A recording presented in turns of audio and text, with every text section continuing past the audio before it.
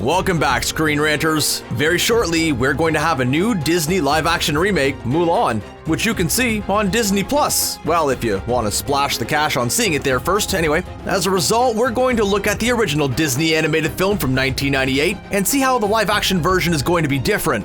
We'll also mention some instances that will be the same. Is there going to be songs? What about Mushu? What about the hair-cutting scene? We'll answer all of these burning questions and more. So grab your ancestral dragon and let's get started. Comedy animal sidekicks are a pretty big deal in animated Disney films. Abu and Aladdin, Flounder and Sebastian in The Little Mermaid, and so on. Well, 1998's Mulan followed suit with a dragon chum for Mulan sent by her ancestors, Mushu. Yo, Rocky, wake up! You gotta go fetch Mulan! Who was originally voiced by Eddie Murphy, then voiced by Mark Moseley, doing a Murphy impression since the man himself was busy doing Donkey in Shrek 2. Oh, yeah, that. Anyway, we won't see the self-centered little talking dragon with a love for the Fa family in the live-action version. Instead, it's heavily implied by the cast and crew that the phoenix that we see in the trailer is going to have a big role in Mulan 2020. Whether this means it's a direct stand-in for Mushu or something else, we don't know. But both dragons and phoenixes have a relationship to fire, so there's a nice connection there. The reason for dropping Mushu is because in Chinese culture, the dragon is seen as a sign of respect, strength, and power. As such, the animated film didn't work too well for the Chinese audience, something that they want to change for the live-action version. One of the biggest themes in the 1998 film is the relationship between Captain Li Shang and Mulan. While it's not confirmed, you do wonder if Shang falls for Mulan while he still thinks that she's a guy. Well, you won't have the chance to ponder that in the live-action remake. Shang is gone. When news broke of this, many fans were left disappointed. Shang was one of the few possible LGBTQ+ characters in Disney. According to the filmmakers, they didn't think that it was appropriate nowadays to have Mulan develop a relationship with someone who was her boss, so there are two replacements for Shang. The first is the love interest, now Chen Honghui, played by Yo San-on. Chen is a fellow recruit, just like Mulan, who wants to be the best soldier that he can be. This causes the two to start as rivals before becoming friendly after Mulan's secret is exposed. The second is the new boss. There's now Commander Tung, played by Donnie Yen. He's already been in a Disney film with his role in Rogue One as Chirrut Imwe. Tung's role is said to be a father figure and mentor for Mulan during her training. The songs in the 1998 classic are, well, classic. The early tune, Honor to Us All, tells us all about Mulan's situation with a comedic tone of aggressive pampering to become beautiful. Mulan is expected to bring honor to her family by marrying on the matchmaker's approval, but as we see in the song, she isn't too keen on getting hitched in the first place. Well, the 1998 version had plenty of musical elements, the remake, not so much. There won't be any dance breaks about the plot. The 2020 version is focusing more on realism. Musicals don't feature in real life, otherwise the world would be far more confusing and interesting if people broke into song on an hourly basis. But the songs are not being discarded completely. The instrumental of the original songs will be used at certain points, so you can make a game of finding all the tunes. Sadly, it does mean that we won't have a training montage while the commander belittles the brand new troops through singing about masculine stereotypes.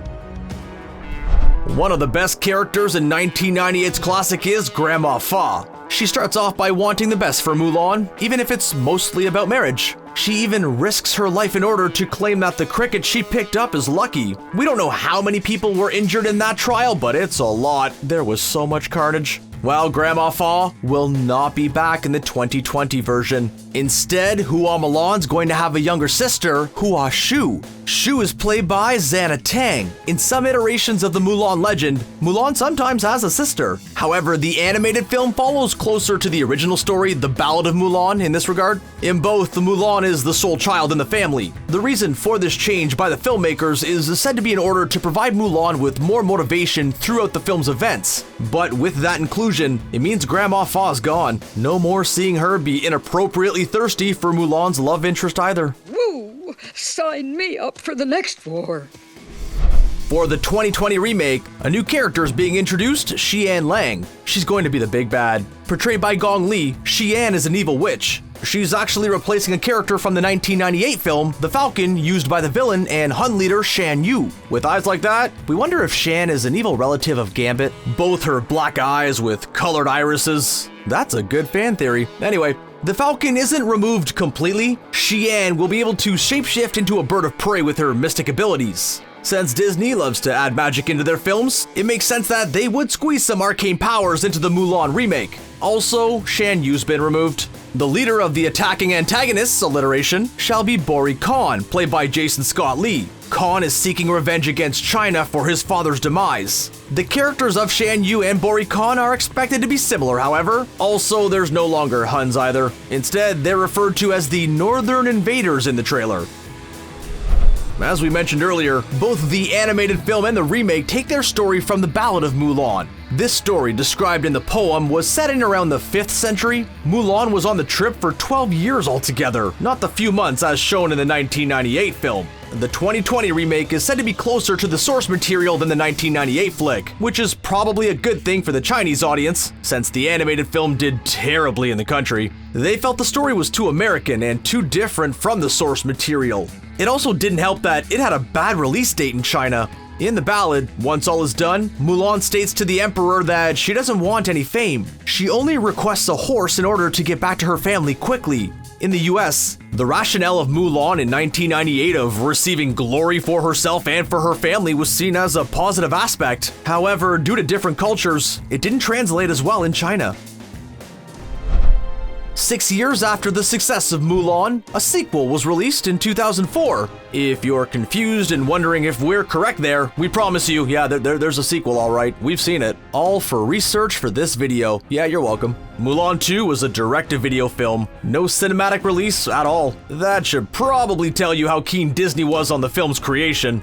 With the 2020 remake, we can now ignore that the sequel exists. Yay! The sequel picks up a month after the first film's events. Mulan, Shang, Ling, Qianpo, and Yao, are on a mission. They're taking the Emperor's 3 daughters across the country for an arranged marriage in order to avoid conflict. If you enjoyed Mushu, well, we have some bad news for you. For some reason, the film decided to make the Wee Dragon do a bit of a heel turn. His mission is to break up Mulan and Shang, all so he can keep his pedestal and boss around the ancestral spirits some more. Before the film was even released, Disney canned the idea of making a 3rd installment.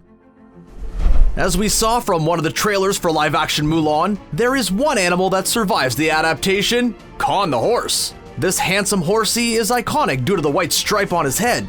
During a battle, we can see Mulan is riding her trusted mount. It might be an early Easter egg rather than the actual character.